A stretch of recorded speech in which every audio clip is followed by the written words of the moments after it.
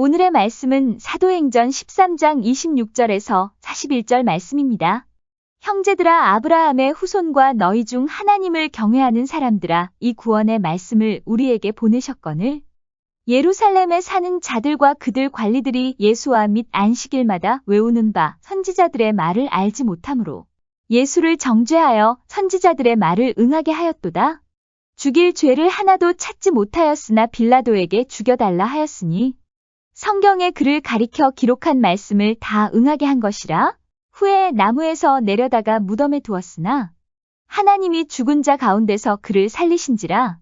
갈릴리로부터 예루살렘에 함께 올라간 사람들에게 여러 날 보이셨으니 그들이 이제 백성 앞에서 그의 증인이라. 우리도 조상들에게 주신 약속을 너희에게 전파하노니 곧 하나님이 예수를 일으키사 우리 자녀들에게 이 약속을 이루게 하셨다 함이라. 시편 2째 편에 기록한 바와 같이 너는 내 아들이라 오늘 너를 낳았다 하셨고, 또 하나님께서 죽은 자 가운데서 그를 일으키사 다시 썩음을 당하지 않게 하실 것을 가르쳐 이르시되 내가 다윗의 거룩하고 미쁘는 살을 너희에게 주리라 하셨으며, 또 다른 시편에 일러스되 주의 거룩한 자로 썩음을 당하지 않게 하시리라 하셨느니라. 다윗은 당시에 하나님의 뜻을 따라 섬기다가 잠들어 그 조상들과 함께 묻혀 썩음을 당하였으되 하나님께서 살리신 이는 썩음을 당하지 아니하였나니, 그러므로 형제들아, 너희가 알 것은 이 사람을 힘입어 죄사함을 너희에게 전하는 이것이며, 또 모세의 율법으로 너희가 의롭다 하심을 얻지 못하던 모든 일에도 이 사람을 힘입어 믿는 자마다 의롭다 하심을 얻는 이것이라. 그런즉 너희는 선지자들을 통하여 말씀하신 것이 너희에게 미칠까 삼가라. 일러스되 보라, 멸시하는 사람들아, 너희는 놀라고 멸망하라. 내가 너희 때를 당하여 한 일을 행할 것이니 사람이 너희에게 일러줄지라도 도무지 믿지 못할 일이라 하였느니라 하니라. 아멘. 감사합니다. 사랑하는 우리 대전명석교회 성도님들, 언제나 하나님께 쓰임받는 귀한 주의 백성들 다 될 수 있기를 간절히 소원합니다. 우리 그 마음 가지고 한번 오랜만에 믿음으로 선포해 볼까요? 부르심이 은혜, 부르심이 은혜, 보내심이 은혜, 보내심이 은혜, 만남이 은혜, 만남이 은혜, 전도의 열매 맺음이 은혜, 전도의 열매 맺음이 은혜, 부르심이 은혜, 부르심이 은혜, 보내심이 은혜, 보내심이 은혜, 만남이 은혜, 만남이 은혜, 전도의 열매 맺음이 은혜. 전도의 열매 맺음이 은혜. 하나님이 함께 하시면 됩니다. 하나님이 함께 하시면 됩니다. 하나님이 함께 하시면 됩니다. 하나님이 함께 하시면 됩니다. 아멘. 그 믿음의 고백으로 날마다 승리하는 삶 살아가는 우리 주의 백성들 다 될 수 있기를 간절히 소원합니다. 오늘 특별히 우리 어버이 주일인데 저는 그럴 아직 상황이 아닌데 이렇게 또 어버이 주일이라고 이렇게 예쁜 꽃을 달아주셨어요. 우리 꽃을 다신 모든 어르신들 축복합니다. 다 건강하시고 만수무강하시고 모세처럼 여호수아처럼 120세까지 눈빛과 기력이 쇠하여지지 않고 오래오래 건강하게 그렇게 함께 지낼 수 있기를 축복합니다. 네, 우리 모든 어르신들 늘 평안하시고 기쁨이 넘쳐나시고 아름다운 신앙의 본이 되는 우리 대전명숙교 어르신들 되시기를 간절히 소원합니다. 지난 시간에 2주 전이죠. 지난주는 우리 어린이 주일이어서 어린이 주일에 맞는 메시지를 우리가 함께 나누었고, 2주 전에 누가 하나님께 쓰임 받는가, 사도행전 13장 오늘 본문을 가지고 함께 은혜를 나눴습니다. 누가 하나님께 쓰임 받는가, 주도적인 사람, 앞장서는 사람, 하나님 앞에 주님 내가 여기 있습니다, 나를 써 주시옵소서, 그렇게 하나님 앞에 서는 사람을 하나님이 사용해 주신다. 우리가 그것을 함께 나눴습니다. 그래서 지금까지는 바나바가 이 선교팀의 주역이었는데 베드로가 복음에 앞장서고 복음 전도하는 일에 선두주자로 서게 될 때 모든 주도권이 이 사도 바울에게 넘어가는 것을 우리가 확인할 수 있습니다. 또 이 사도행전의 전체적인 주인공도, 물론 사도행전의 주인공은 성령 하나님이시지만 이끌어가는 그 리더십이 베드로에게서 사도 바울로 그렇게 무게중심이 옮겨가는 것도 우리가 확인할 수 있습니다.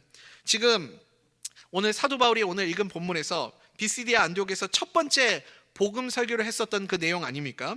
특별히 유대인의 회당 가운데서 유대인이 모여있는 그 자리에서 구약 성경을 가지고 그들이 잘 알고 있는 하나님의 예언의 말씀들을 풀어주면서 복음을 증거하고 있는 내용을 확인할 수 있습니다. 구약 성경이 예언하고 있는 그 메시아, 다윗의 후손으로 오시는 메시아가 누구인가? 예수 그리스도다. 이것을 명확하게 밝혀주고 있습니다.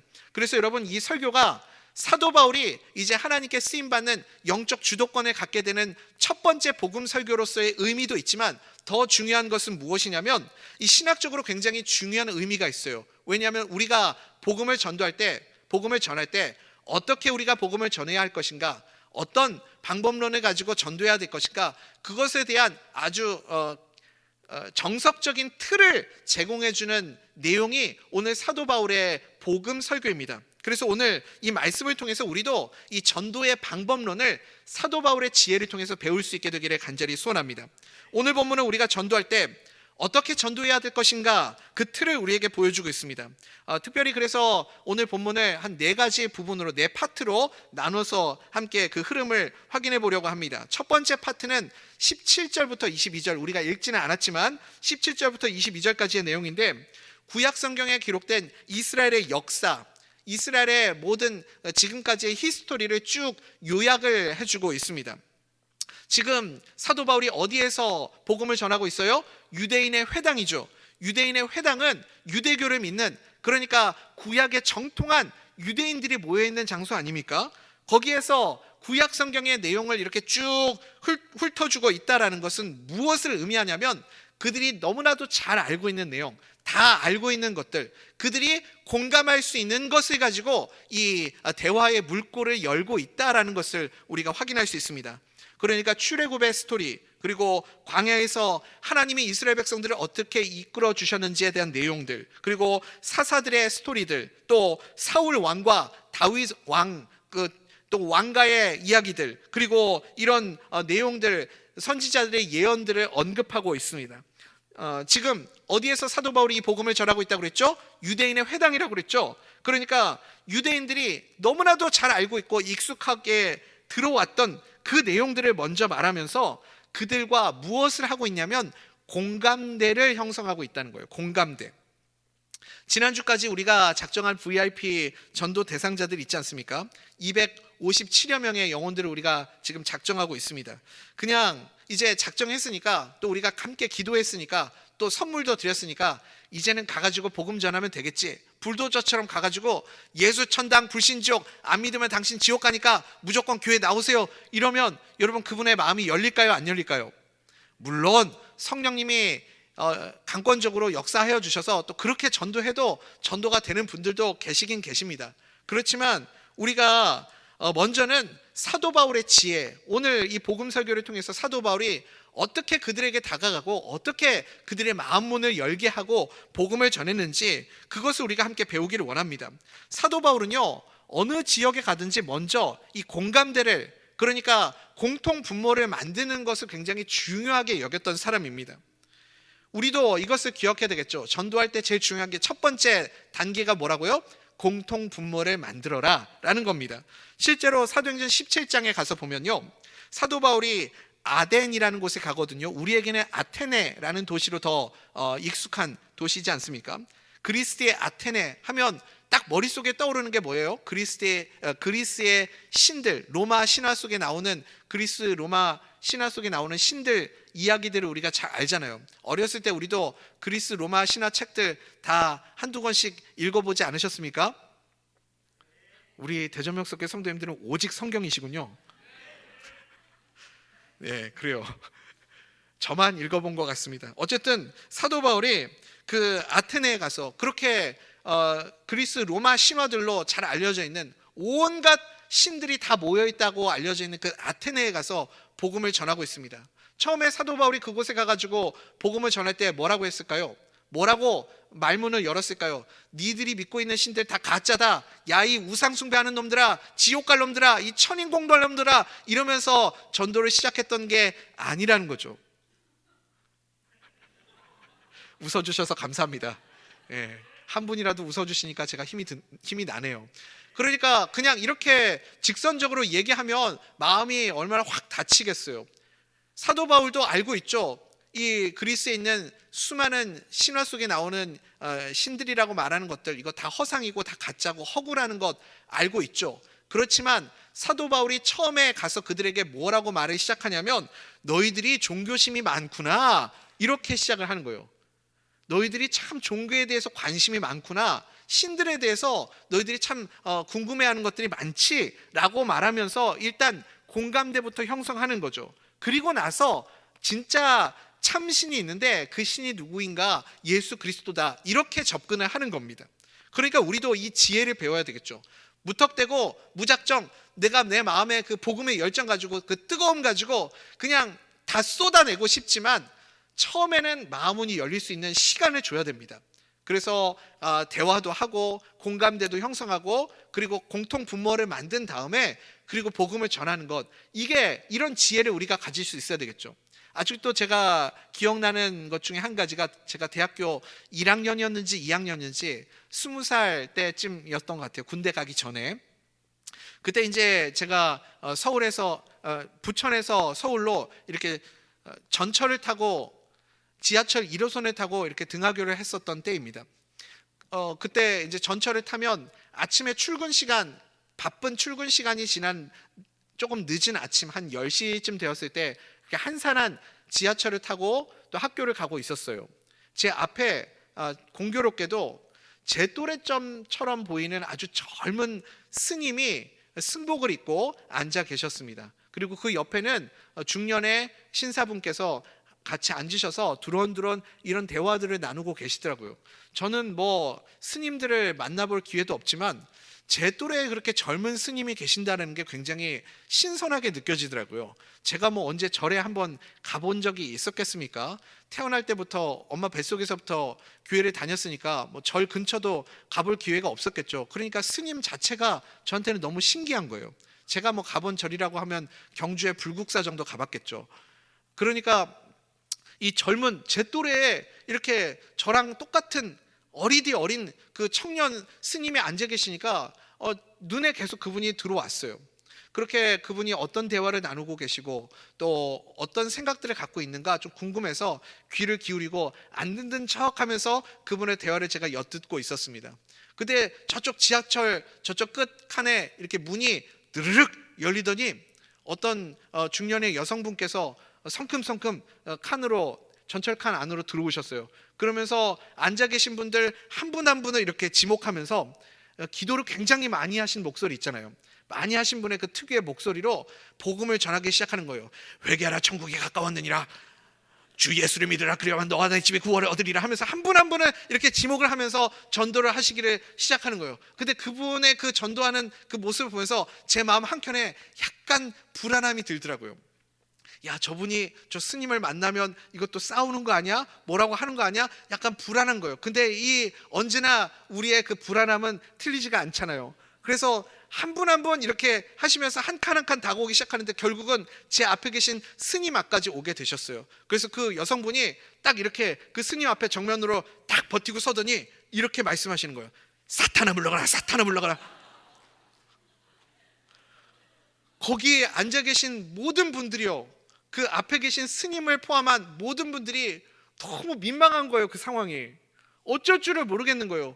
그 젊은 스님도 뭐 그런 일들을 겪어보셨겠어요? 그러니까 얼굴이 빨개지셔가지고 당황하셔서 어떻게 해야 될지를 모르시고 막 그렇게 시선을 피하고 그러시더라고요. 제가 그 모습을 보면서 마음속에 그런 생각이 들었습니다. 아, 여기 앉아 계신 분들이 저 모습을 보면서 어떤 생각을 가지실까? 정말 예수님을 믿어야 되겠다라는 생각을 가지실까? 이런 생각이 제 마음속에 들었습니다. 그러니까요, 제가요 그분을 비하하고 깎아내리기 위해서 하는 말씀이 아닙니다. 저는 그분의 복음의 열정을 존중합니다. 얼마나 마음이 뜨거우면, 견딜 수 없으면, 여러분 우리는 그렇게도 못하잖아요. 거리로 뛰쳐나가서 사람들에게 예수 십자가를 증거하는 그 복음의 열정, 우리도 본받아야 되지 않겠습니까? 그렇지만 우리가 복음을 전할 때 하나님의 지혜가 필요하다는 겁니다. 이 지혜를 가지고 마음 문을 열 수 있는 그런 지혜로 복음을 전해야 되는 것, 사도 바울을 통해서 우리가 그것을 배울 수 있기를 간절히 소원합니다. 예수님도 그랬죠. 예수님도 지혜라고 하면 예수님의 지혜를 빼놓을 수가 없겠죠. 우리 예수님이 요한복음 4장에서 우물가에 사마리아의 그 여인을 만나기 위해서 우물가 앞으로 가지 않습니까? 아무도 없는 그 한 낮에, 제일 뜨거운 낮에 물을 기르기 위해서 물동이를 머리에 이고 찾아온 그 우물가의 여인에게 예수님은 다른 것 가지고 대화를 시작하지 않습니다. 그러니까 처음에 이 사마리아 여인에게 나에게 물을 좀 달라, 물을 좀 주시오, 이렇게 이야기를 하죠. 그때 이 우물가의 여인이 퉁명스럽게 대답하죠. 당신은 유대인인데 사마리아 평상시에 우리 맨날 인간 취급도 안 하던 사람이 왜 나한테 물을 달라고 그렇게 말을 겁니까? 하면서 또 툴툴대면서 또 물을 주긴 줘요. 그러면서 이 물을 가지고 대화를 시작하잖아요. 그 여인에게 필요한 것이 물이기 때문에 아무도 없는 그 시간에도 사람이 물이 없으면 생존이 안 되잖아요. 그래서 물을 기르러 온 그 여인에게 물을 가지고 대화를 시작하는 겁니다. 그러면서 점점 대화가 깊어지면서 나중에 예수님이 말씀하시죠. 나는 나의 생명의 수다, 나는 생명의 물이다. 그래서 나를 먹는 자는, 나를 마시는 자는 영원히 목마르지 않게 될 것이다. 그렇게 예수님이 그 물을 통해서 대화를 이어가는 그 예수님의 지혜를 우리가 볼 수 있습니다. 또 베드로를 예수님이 부르시기 위해서 베드로를 찾아오실 때도 마찬가지 아닙니까? 베드로의 직업이 뭐예요? 어부잖아요. 어부인 베드로에게 다른 것 아니고 그와 공감할 수 있는 내용, 밤새도록 그물을 내려도 물고기 한 마리 잡지 못하는 그 베드로에게 찾아오셔서 예수님이 말씀하시는 겁니다. 깊은 데에 가서 그물을 내리라. 그건 베드로가 할 수 있는 일이거든요. 베드로가 이해할 수 있는 언어거든요. 거기에서부터 베드로의 경험과 베드로가 가지고 있는 지식들과 그렇게 맞지는 않지만 베드로가 공감할 수 있는 그 내용을 통해서 예수님이 말씀하실 때 베드로가 순종해서 깊은 곳에 가서 그물을 내리게 되죠. 그러면서 이분이 하나님의 아들이시구나, 예수님이 메시아시구나, 그것을 베드로가 직접 체험하게 되고 그리고 예수님을 따르게 되는 그런 계기가 되지 않았습니까? 그러니까 우리도 이 지혜를 배우는 것 굉장히 중요합니다. 공감대부터 형성하는 것, 거기에서부터 마음이 열리게 되는 거죠. 그리고 이제 두 번째 단계는 무엇이냐면 여기 이제 구약에서 예언한 예언의 내용들이 있잖아요. 이 유대인들도 다 알고 있는 내용입니다. 구약 선지자들이 계속해서 예언한 내용이 뭐죠? 다윗의 후손으로 메시아가 올 것이다. 다윗의 씨로 메시아가 이 땅에 온다. 그것은요, 거기에 앉아있는 회당에 앉아있는 유대인들도 다 동의하는 내용이고 그것에 대해서는 모두 다 알고 있는 내용이었습니다. 그런데 문제는 뭐예요? 메시아가 누구인지는 명확하게 모르잖아요. 여기에서 사도 바울이 그래서 그 메시아, 구약 성경이 계속해서 예언하고 증언하고 있는 그 메시아가 누구인가? 바로 예수 그리스도다. 이것을 설명해 주고 있습니다. 그 메시아가 예수 그리스도다 선언을 하는 거죠. 구약의 모든 선지자들 맨 마지막 이 세례 요한까지도 결국은 그 예수 그리스도를 위해 준비된 자들이다, 이것을 설명하고 있습니다. 우리 사도행전 13장 23절부터 25절까지의 내용인데 우리 같이 한번 읽어볼까요? 시작. 하나님이 약속하신 대로 이 사람의 후손에서 이스라엘을 위하여 구주를 세우셨으니 곧 예수라. 그가 오시기에 앞서 요한이 먼저 회개의 세례를 이스라엘 모든 백성에게 전파하니라. 요한이 그 달려갈 길을 마칠 때에 말하되 너희가 나를 누구로 생각하느냐? 나는 그리스도가 아니라 내 뒤에 오시는 이가 있으니 나는 그 발의 신발끈을 풀기도 감당하지 못하리라 하였으니. 아멘. 그래서 구약 성경 전체를 통해서 다윗의 후손으로 오신다는 것, 이것까지는 유대인들도 다 알았습니다. 다 인정을 했어요. 그런데 그 메시아가 누구인가, 이것에 대해서 알지 못할 때 구약이 증언하는 그 메시아가 바로 예수 그리스도다, 이렇게 사도 바울이 설명을 해줍니다.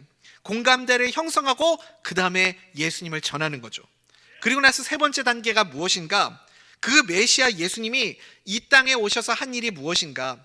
구약이 예언한 메시아가 예수 그리스도고 그 메시아가 이 땅에 오셔서 무엇을 하셨는가 궁금하잖아요. 그래서 그것을 설명해 주는 내용이 세 번째 단계입니다. 예수님은 다윗의 후손으로 오셨지만 다윗과의 차이점이 있다. 무엇이 다른가? 다윗은 죽어서 썩은 자가 되었지만 예수 그리스도는 죽었다가 다시 부활하신 영원한 생명을 가지신 분이시다. 생명의 주님이시다. 그분이 바로 하나님이시다. 이것을 설명하고 있는 거죠. 그래서요, 세 번째 단계의 핵심 메시지는 두 가지입니다. 무엇이냐면 예수 그리스도의 십자가 죽음과 예수 그리스도의 부활. 십자가 죽음과 부활, 이 두 가지를 증거하고 있습니다. 26절부터 37절까지 오늘 우리가 읽은 본문 내용인데 26절부터 37절까지의 내용이 너무 길기 때문에 오늘은 28절부터 31절까지만 우리 함께 너무나도 중요하니까 핵심 구절 한번 읽어보도록 하겠습니다. 시작. 죽일 죄를 하나도 찾지 못하였으나 빌라도에게 죽여달라 하였으니 성경에 그를 가리켜 기록한 말씀을 다 응하게 한 것이라. 후에 나무에서 내려다가 무덤에 두었으나 하나님이 죽은 자 가운데서 그를 살리신지라. 갈릴리로부터 예루살렘에 함께 올라간 사람들에게 여러 날 보이셨으니 그들이 이제 백성 앞에서 그의 증인이라. 아멘. 여러분, 예수님이 하신 일이 무엇인가? 예수님의 십자가 죽음과 부활입니다. 그 십자가의 부활이, 십자가의 죽음까지는 사람들이 인정할 수 있지만 부활은 이 믿기가 힘들잖아요. 상식선에서 벗어나는 일이기 때문에. 그래서 그 예수님의 부활을 목격한 수많은 증인들이 있다. 예수님의 부활을 지켜본 수많은 사람들이 있다. 이것을 사도 바울이 강조하고 있는 겁니다. 그래서 세 번째 단계에서, 첫 번째 단계는 공감대를 형성하고, 두 번째 단계에서 구약의 메시아가 바로 예수 그리스도다. 세 번째 단계, 이 땅에 오신 그 메시아 예수 그리스도가 한 일이 무엇인가? 십자가의 죽음과 부활이다. 여기까지 설명을 했죠. 그러면 네 번째가 하이라이트인데, 네 번째가 제일 중요한 것 아닙니까? 도대체 예수 그리스도의 십자가 죽음과 부활이 나와 무슨 상관이 있느냐라는 것 아니겠어요? 예수 그리스도의 십자가의 죽음과 부활이 우리에게는 무슨 상관이 있습니까? 사랑하는 우리 대전명석회 성도님들, 여러분들은 설명하실 수 있으시겠습니까? 예수님의 십자가의 죽음과 부활이 나에게 어떤 의미가 있는가? 내가 예수 믿고 구원받아 하나님의 자녀가 된 그 근거가 무엇에 있는가? 여러분들 누군가가 여러분들에게 물어본다면 예수 그리스도의 십자가의 죽음과 부활의 의미에 대해서 설명하실 수 있으시겠습니까? 적어도 우리는, 예수 믿는 우리는 이것에 대해서 분명하게 알고 설명할 수 있어야 되겠죠. 오늘 참 친절하게 사도 바울이 우리에게 이것을 설명해 주고 있습니다. 우리가 누군가에게 복음을 전할 때 제일 중요한 게 이거 아니에요, 여러분? 구약이 증거하고 있는 메시아가 예수 그리스도다. 그리고 그 예수 그리스도가 이 땅에 오셔서 한 일이 예수 그리스도의 십자가의 죽음과 부활이다. 그러면 그게 우리와 무슨 상관이 있는가? 어떤 의미가 있는가? 이것을 우리가 설명할 수 있어야 됩니다. 여러분 꼭 이것을 기억하십시오. 첫 번째, 예수 그리스도의 십자가의 죽음은 무엇을 의미하는가? 예수님의 십자가의 죽음을 통해서 우리에게 죄 사함의 권세가 주어졌습니다. 예수님이 우리를 위해서 십자가에 죽으심으로 우리가 죄 사함의 권세를 누리게 됐음을 여러분 믿으시기 바랍니다. 설명할 수 있어야 되겠죠. 두 번째, 예수님이 십자가에서 죽으셨다가 부활하신 것이 우리에게 어떤 의미가 있는가? 예수님이 다시 사셨기 때문에 우리 또한 하나님이 우리를 죄인으로 여겨주시 않고 의롭다 여겨주심을 통해서 천국 백성이 되는 구원의 은혜가 우리에게 임하게 되었음을 여러분 믿으시기 바랍니다. 우리를 의롭다 여겨주시게 되었다라는 거예요. 예수님의 부활을 통해서 하나님이 우리를 의롭다 여겨주시게 되었습니다. 그러니까 두 가지죠. 이걸 명확하게 설명하실 수 있어야 됩니다. 오늘 예배 마치시고 돌아가시는 분들 제가 인사드리다가 한 5분만 랜덤으로 딱 골라가지고 여쭤보려고요. 오늘 설교 들으셨으니까 예수님의 십자가의 죽음과 부활이 우리 성도님에게 어떤 의미가 있습니까? 여쭤보면요, 여러분 명확하게 이야기해 주시기 바랍니다. 오늘 대답을 못하시면 저녁 예배 끝날 때까지 집에 못 가십니다. 그러니까 명확하게 오늘 대답을 해주실 수 있어야 돼요. 예수님의 십자가의 죽음이 나에게 어떤 의미가 있습니까? 죄 사함의 권세를 나에게 주셨습니다. 고백할 수 있기를 축복합니다. 예수님의 십자가의 부활이 나에게 어떤 의미가 있습니까? 하나님이 나를 의롭다 여겨주시게 되었습니다. 이렇게 고백할 수 있기를 축복합니다. 우리가 이 두 가지를 분명하게 말할 수 있어야 됩니다. 우리 이 말씀 한번 읽어보겠습니다. 38절, 39절입니다. 시작. 그러므로 형제들아, 너희가 알 것은 이 사람을 힘입어 죄사함을 너희에게 전하는 이것이며, 또 모세의 율법으로 너희가 의롭다 하심을 얻지 못하던 모든 일에도 이 사람을 힘입어 믿는 자마다 의롭다 하심을 얻는 이것이라. 아멘. 여러분, 그러니까 이 두 가지는 절대 잊어버리시면 안 됩니다. 예수님이 이 땅에 오셔서 한 일, 요약하면 두 가지죠. 십자가의 죽음과 부활. 그런데 이것이 어떤 의미가 있는가? 죄사함의 권세를 주셨고 우리를 의롭다 여겨주셨다. 그래서 예수님의 십자가의 죽음과 부활을 통해서 우리는 구원을 받고 천국 백성이 되었음을 여러분 믿으시기 바랍니다. 이게 너무나도 중요한 것이죠. 예수님의 십자가의 죽음과 부활이 없으면 우리에게 구원의 길도 열리지 않습니다. 우리에게 구원의 길이 열렸기 때문에 우리에게 소망이 있는 것 아니겠습니까? 사랑하는 우리 대전명석교 성도님들, 죽음 앞에 서 보신 적 있으십니까? 저도 짧지 않은 인생을 살아가면서 한 서너 번 정도 내가 이러다가 죽는구나 라고 생각했던 순간들이 있었습니다. 또 요즘 우리 교회 성도님들 중에 아프신 분들이 참 많으세요. 그래서 제가 성도님들을 위해서 이렇게 기도를 하다 보면 문득 어쩔 수 없이 이런 생각이 들 수밖에 없습니다. 아무래도 다른 분들보다는 제가 더 이 죽음에 대해서 많이 묵상하고 이 아픔에 대해서 많이 묵상을 할 수밖에 없기 때문에, 그래서 이 아픈 분들, 지금 투병 중이신 분들, 그분들을 위해서 기도하면서 어떤 생각이 드냐면, 여러분 우리도 결국은 다 병에 걸릴 사람들 아닙니까? 피할 수가 없는 거죠. 우리 가족 혹은 누군가는 반드시 이런 병에 걸릴 수 있겠구나 라는 생각을 할 수밖에 없습니다.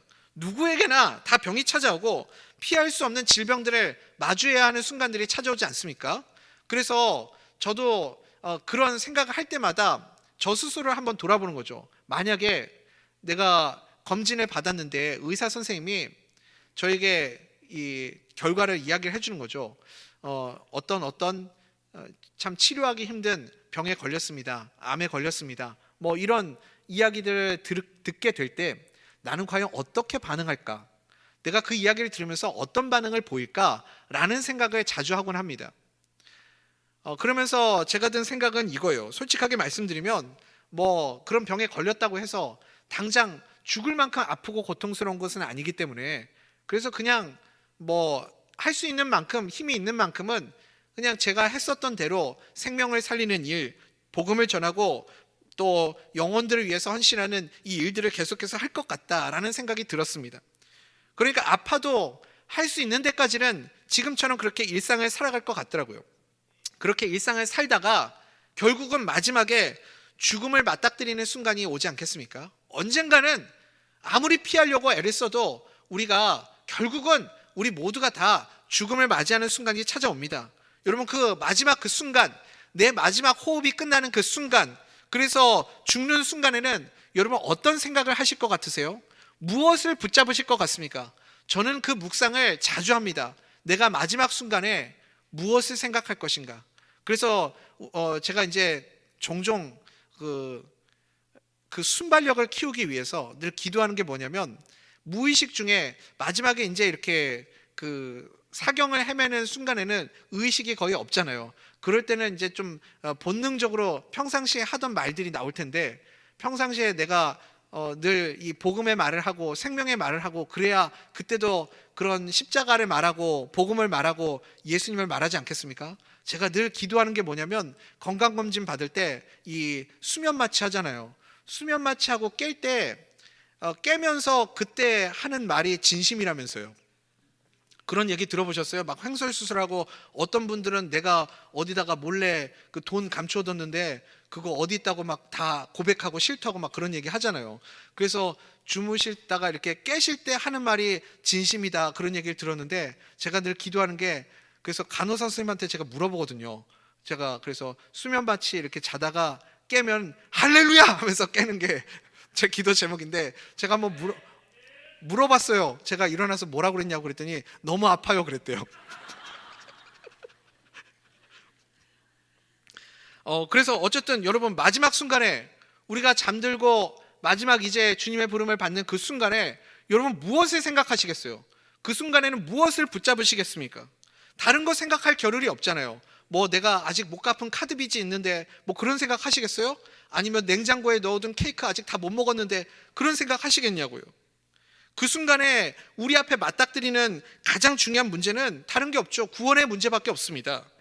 그때는 예수님의 십자가 그리고 부활, 이거 붙잡는 그 예수님의 십자가의 죽음과 부활을 믿는 그 믿음 가지고 나아가야 됩니다. 그것밖에는 우리에게 소망이 없기 때문에 그렇습니다. 2014년 정도로 기억나는데요. 제가 미국에서 유학생으로 그렇게 있던 시절이었어요. 삼성 이건희 회장님이 이제 급성 심근경색으로 쓰러지셔서 병원에 가게 되었다. 이런 뉴스를 들었습니다. 대한민국에서 최고의 부자 아닙니까? 제가 그분에 대해서 잘은 모르지만 그분도 저를 당연히 모르실 테고, 그렇지만 우리나라에서 가장 큰 부자라는 것 정도는 제가 알죠. 그러니까 그분이 병원에 가신 병원도 대한민국에서 제일 좋은 병원에 가셨을 테고, 그분을 치료하시는 주치의도 대한민국에서 최고 권위 있고 실력 있는 분이 그분을 치료하셨을 테고, 또 그분이 누워 계시는 병실도 웬만한 호텔 스위트룸 버금가는 최고로 삐까뻔쩍하고 좋은 병실에 누워 계셨을 것이라고 저는 그렇게 짐작을 합니다. 아마 그러셨을 거예요, 분명히. 그렇지만 아무 의식 없이 누워 계시는 그분이 그런 좋은 의사, 좋은 병원, 좋은 병실, 그게 무슨 의미가 있었을까요? 그게 그분에게 특별한 의미가 있었을까요? 제가 알기로 그분이 71살 때, 그렇게 돈이 많으신 분도 71살밖에 못 사셨어요. 71살 때 병원에 들어가셨어요. 그리고 6년 반 정도 병원에 누워 계시다가 78살 때 별세하셨다라는 소식을 들었습니다. 그러니까 사실상 그분이 이렇게 일상의 삶을 살고 자기 삶을 살아갔던 시간은 71세까지고 나머지 6년 반은 그냥 의술의 힘으로, 돈의 힘으로 버틴 거죠. 그렇지만 결국은 아무리 돈이 많고 의술의 힘을 빌린다 할지라도 결국은 조금 연장할 수 있을 뿐이지 어느 누구도 예외 없이 그 죽음 앞에 맞닥뜨리게 되는 것 아닙니까? 돈으로도 할 수 없는 일이 있더라고요. 결국 누구도요, 예외 없이 마지막에는 이 심판대 앞에 서야 합니다. 여러분, 죽음 앞에 서게 될 때 그 많은 돈이 다 무슨 소용이 있겠습니까? 그때 우리가 붙잡아야 할 것은 딱 한 가지밖에 없습니다. 예수 그리스도의 십자가와 부활. 예수 그리스도의 십자가와 부활, 이거 붙잡아야 우리가 삽니다. 그것밖에는 우리의 소망이 없습니다. 예수님 없으면요, 이 죄의 문제를 해결할 길이 우리에게 없기 때문에 그렇습니다. 로마서 6장 5절에서 말씀하죠. 죄의 값은 뭐라고요? 사망이다. 그러니까 우리가 가지고 있는 죄 때문에 우리는 다 죽어야만 하는 그런 존재입니다. 우리는 내 죄 때문에 지옥에 갈 수밖에 없는 그런 인생입니다. 그리고 히브리서 9장 27절에서도 말씀하죠. 한번 죽는 것은 사람에게 정해진 것이요, 그리고 그 이후에는 뭐가 있다고요? 심판이 있을 것이다. 반드시 모든 인생 가운데 한 번의 죽음을 경험하고 심판대 앞에 서게 되는 날이 예외 없이 있게 된다. 성경은 우리에게 말씀하고 있습니다. 여러분, 죽음이 두렵지 않은 사람 누가 있겠습니까? 모든 사람들 다 죽음이 두렵습니다. 왜요? 우리에게 본능적으로 우리가 가지고 있는 죄의 문제가 있기 때문에 그렇습니다. 다 죄인이기 때문에 그 죄값을 감당할 수 없기 때문에 그렇습니다. 그래서요, 예수님의 십자가 죽음과 부활을 의지하지 않으면요, 그 죄의 값, 죄의 무게 때문에 누구나 다 마지막 순간에 두려움에 떨게 되어 있고 죽음 앞에서 당황할 수밖에 없습니다. 전도를 하다 보면요, 많은 분들이 그렇게 이야기를 합니다. 아직은 나에게 많은 시간이 남겨져 있을 것이라고 생각해서요, 예수 믿고 구원받고 천국 가세요 말씀을 들으면요, 나중에요, 나중에 좀 더 나이 들어서요, 나중에 죽기 전에만 예수 믿으면 되는 거 아니에요? 마지막 숨 꼴딱꼴딱 넘어가기 직전에만 예수 그리스도 영접하고 그러면 천국 가는 거 아닙니까? 그렇게 물으시는 분들 계세요. 네, 그 순간에도 예수 영접하면 분명히 천국 갑니다. 그때도 구원받을 수 있습니다. 그런데요, 제가 목사이기 때문에 많은 분들의 임종을 지켜봤습니다. 임종 직전에 계신 분들, 많은 분들을 지금까지 수도 없이 만나봤어요. 그런데 제가 지금까지 만나본 수많은 분들 가운데 이제 마지막 임종 전에 계신 분들 거의 열의 9은요, 그때는 의식이 없으세요. 마지막 순간에는 의식을 가지고 계신 분들이 거의 없으시고요, 의식이 있는 분도 오락가락 하시는 분들이 거의 대부분입니다. 그러니까 마지막 순간에 내가 정신 차리고 회개하고 예수님 믿겠다고요? 그건 불가능한 일입니다. 사랑하는 우리 대전면 성도님들, 지금이 아니면 아무것도 우리에게 보장된 것이 없다는 것을 여러분 아십니까? 언제 우리에게 죽음이 들이닥칠지 아무도 예측할 수 없습니다. 그러므로 여러분, 지금 당장 고백해야 됩니다. 지금이 기회입니다. 무엇을 우리가 붙잡고 우리가 무엇을 고백해야 됩니까? 하나님 앞에서 고백하십시오. 주님, 나에게 유일한 소망은 예수 그리스도의 십자가와 부활밖에 없습니다. 예수님의 십자가와 부활만이 나에게 소망이 되고, 그것이 나의 죄의 권세를 멸하고 자유함을 주는 권세가 예수 그리스도의 십자가 안에 있음을 믿습니다. 그리고 예수 그리스도의 부활을 믿기 때문에 하나님이 나를 의롭다 여겨주심을 나는 믿습니다. 이렇게 고백할 수 있는 주의 백성들 다 될 수 있기를 간절히 소원합니다. 그래서 여러분, 예수님의 십자가의 죽음과 부활이 이 세상 그 어떤 것보다 우리에게 주어진 가장 큰 선물임을 여러분 믿으시기 바랍니다. 내 인생 최고의 선물이 무엇인가? 예수님의 십자가와 부활이라는 거예요. 이 선물을 우리가 다 받았습니다. 이 선물을 기쁘게 받을 수 있는 하나님의 백성들 될 수 있기를 간절히 소원합니다. 에베소서 2장 8절의 말씀에 뭐라고 말씀하냐면, 너희는 그 은혜에 인하여 믿음으로 말미암아 구원을 받았으니 이것은 너희에게서 난 것이 아니요, 뭐라고요? 하나님의 선물이라 말씀합니다. 하나님의 선물이라고요. 하나님이 나를 위해서 준비해 주신 선물입니다. 여러분, 누군가를 생각하면서 선물을 이렇게 포장해 보신 적 있으십니까? 내가 사랑하는 사람, 소중한 사람에게 선물을 준비하고 그 사람을 생각하면서 이렇게 준비한 선물을 예쁘게 포장하면서 어떤 생각이 드세요? 이 선물을 줄 때 그 사람이 어떤 표정을 지을까? 얼마나 기뻐할까? 이 선물 받고 행복했으면 좋겠다. 이 선물 받고 이거 너무 나한테 필요한 건데 고마워 라고 그렇게 활짝 웃어주면 좋겠다. 그런 기대감이 들지 않으세요? 그런데 내가 그렇게 정성스럽게 준비한 그 선물을 내가 사랑하는 사람에게 주었는데 그 사람이 시큰둥하고 그냥 별로 기뻐하지도 않고 받아들이지도 않고 아유 이거 그냥 개나 줘 이러면서 던져버리면 여러분 기분이 어떠실 것 같으세요? 그 거절감이 들었을 때 여러분 마음이 어떠실 것 같으십니까? 여러분, 선물이 뭐죠? 선물은 누군가에게 나에게 선물을 주었을 때 어떻게 해야 됩니까? 선물값 여기 있어 하면서 선물 받는 분 계세요? 선물은 그냥 받는 거예요. 그렇죠, 여러분? 선물은 감사하게 기쁘게 받는 겁니다. 선물을 받을 때 조건이 있나요? 조건 없습니다. 그래서요, 선물은 그냥 기쁜 마음으로 감사함으로 받으면 되는 거예요. 하나님이 우리에게 주신 최고의 선물이 무엇이라고 그랬습니까? 십자가와 부활이라고 그랬습니다. 예수님의 십자가와 부활을 통해서 우리에게 구원을 선물해 주셨습니다. 믿으십니까? 그래서 예수 그리스도의 십자가 은혜와 그 부활의 능력을 여러분 영접하십시오. 받으시는 자 되십시오. 우리는 그냥 조건 없이 감사함으로 기쁨으로 받기만 하면 되는 겁니다. 예수 믿으면 천국 갑니다. 믿으십니까? 그러면 묻지도 말고 따지지도 말고, 이순재 선생님이 말씀하신 것처럼 묻지도 말고 따지지도 말고 여러분 기쁨으로 받으십시오. 영접하는 마음이 우리에게 필요합니다. 영접하는 마음을 가진 대표적인 사람이 여러분 삭개오 아닙니까? 삭개오는 뭐 하던 사람이죠? 세리잖아요. 세리는요 그래도 꽤 괜찮은 직업을 가진 사람이었습니다. 물론 동포들의 고열 그 세금들을 빨아먹으면서 사는 그렇게 배를 채우던, 그래서 같은 동포인 유대인들에게조차도 배척받으면서 무시받았던 사람이 세리였습니다. 그렇지만 이 삭개오는요 자기가 세리라는 자부심, 그리고 누구보다도 부자라는 그 자긍심을 가지고 살아가는 사람이 삭개오였습니다. 다른 사람들보다 좀 키는 작고, 근데 예수님이 내가 있는 곳으로 지나가신다는 소식을 듣고, 그래서 예수님을 만나보고 싶기는 한데 예수님을 사람들에 가려져 가지고 볼 수가 없으니까 사람들의 시선을 피해서 뽕나무 위로 올라갔습니다. 그래서 그냥 아무도 모르게 먼 발치에서 그냥 예수님이 지나가는 것을 그렇게 보고 싶은 마음이 있었던 것 같습니다. 근데 예수님이 지나가시면서 또 삭개오를 쳐다보셨습니다. 여러분 그거 아십니까? 예수님이 우러러보신 유일한 사람 누구죠? 삭개오입니다.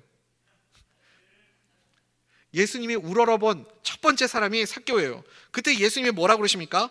삭개오야 내려오라. 내가 오늘 너의 집에 유하여야 하겠다. 예수님이 그렇게 말씀하십니다. 그때 삭개오가요 다른 말 하지 않습니다. 조건 따지지 않습니다. 왜 나예요?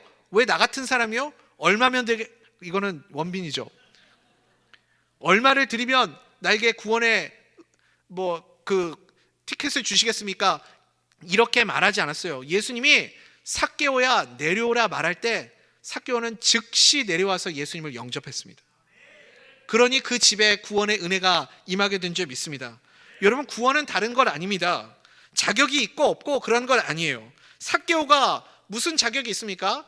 삭개오도요, 사람들이 다 쳐다볼 때 엄청 창피했을 거예요. 저거 삭개오 아니야? 저 인간 쓰레기, 인간 말종 삭개오 아니야? 사람들이 그러면서 이야기했을 겁니다. 나름 삭개오도 어른이고요, 직급이 있고요, 사회적인 체면이 있고요, 위치가 있는, 지명도가 있는 그런 사람 아닙니까? 그런데 부끄럽게 사람들의 눈을 피해서 나무 위로 올라갔어요. 그 나무 위로 올라가 있는 삭개오를 예수님이 부르시니까요, 우리 같으면 어떻게 해요? 너무 부끄럽고 사람들의 시선이 부담되면요, 예수님이 삭개오야 내려와라 이렇게 물으실 때, 누구요? 저 그런 사람 아닌데요? 저 삭개오 아닙니다 라고 그렇게 거절할 수도 있습니다. 당신 나 누군지 알아요? 나 잘못 보셨는데, 이렇게 이야기할 수도 있지 않겠습니까? 그런데 삭개오는요, 너무 부끄럽지만 염치 없지만 예수님이 내려오라니까 내려왔어요. 그리고 영접했습니다. 오늘 내가 너희 집에 유하여야 하겠다 예수님이 말씀하실 때요, 아유 주님, 저희 집이 제가 갑자기 오실 줄 알았으면 좀 종들 몇 명 불러다가 좀 집도 치우고 했을 텐데 저희 집이 지금 좀 어지럽고 좀 정신없습니다. 제가요 돈은 좀 모아놨으니 좋은 호텔로 예수님 모실 테니까 그쪽으로 가시죠. 삭개오가 그렇게 대응하지 않았습니다. 예수님이 오늘 너희 집에 내가 유하여야 하겠다 할 때 삭개오는 즉시 기쁨으로 아멘 하고 순종하고 예수님을 자기 집으로 영접하였습니다. 여러분, 그게 구원입니다. 이유를 묻지 마십시오. 내가 어떻게 구원받느냐? 내가 무슨 자격이 있느냐? 어떻게 해야 그 구원의 은혜가 나에게 임하느냐? 여러분, 묻지 마십시오. 그리고 그냥 예수님을 영접하십시오. 예수님을 받아들이십시오. 예수님의 십자가와 부활을 여러분 인정하십시오. 그러면 오늘 우리에게도 나에게도 구원의 은혜가 임하게 될 줄 믿습니다. 여러분, 심판이 무엇인지 아십니까? 심판은 다른 것 아닙니다. 거절하는 것이 심판입니다. 성경이 말하는 악인은요, 우리가 생각하는 악질, 흉악, 범죄자를 악인이라고 하지 않습니다. 누가 악인인가? 성경이 정의하는 악인은요, 끝까지 영접하지 않는 자, 끝까지 예수 그리스도를 믿지 않는 자가 악인입니다. 그래서 악인은요, 영접 안 합니다. 악인은 받아들이지 않아요. 사랑하는 우리 대전면석교 성도님들, 이제 말씀 맺겠습니다. 사도 바울의 복음 설교, 오늘 우리가 이 복음 설교를 통해서 사도 바울의 지혜를 배울 수 있기를 간절히 소원합니다. 아직도 예수 그리스도 알지 못하는 많은 영혼들이 있습니다. 그 영혼들을 우리가 불쌍히 여기기를 원합니다. 예수 그리스도 영접하지 못해서 지옥 가야 할 그 영혼들, 너무나도 불쌍하지 않습니까? 그 영혼들에게 우리가 불타는 이 복음의 열정 가지고 찾아가기를 원합니다. 그렇지만 그들에게 섣부르게 내가 복음의 메시지를 증거하는 것보다 사도 바울의 지혜를 가지고, 공감대를 가지고, 그리고 공통 분모를 만들고 마음문을 열게 한 다음에 복음을 전할 수 있는 지혜로운 전도자들 될 수 있기를 간절히 소원합니다. 사도 바울 한 사람이 이 복음의 지혜를 가지고 비시디아 안디옥에서 복음 설교하는 것을 통해서 수많은 영혼들을 건져내고 살려냈던 것처럼, 우리도 이 지혜를 통해서 많은 영혼들 예수님께로 인도해내는 그런 별과 같이 빛나는 인생들, 생명을 살리는 축복의 인생들로 살아갈 수 있게 되기를 간절히 소원합니다. 그 은혜로 살아가는 우리 모두가 될 수 있기를 간절히 소원합니다.